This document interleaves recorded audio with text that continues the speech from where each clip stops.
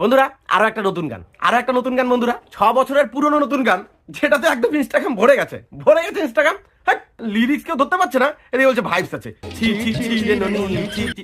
এই, আমি শুধু একাই ছিলাম যে বুঝি যখন ডেসপাসিটো লিরিক্স খাতা কলমে লিখতে আরম্ভ করেছিলাম, যে বুঝে ভাইবস নেবো।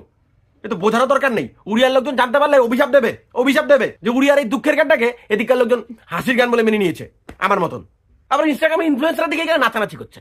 আরে এই গানে নাচতে পারলে আমি তো আর কত রাতে থাকবো, গানে নেচে দেখাবো, কিন্তু আমি নাচবো না, কারণ আমি নাচ পারি না। মানে যেখানে সেখানেই গান বাজছে, একটা অঙ্ক পাচ্ছি না বলে অঙ্কের স্যারকে ফোন করেছি, বলে সাবধান। তারপরে ছি ছি ছি রে ননি, ছি ছি ছি। আগে এটা ধরতে পারিনি কি বলে।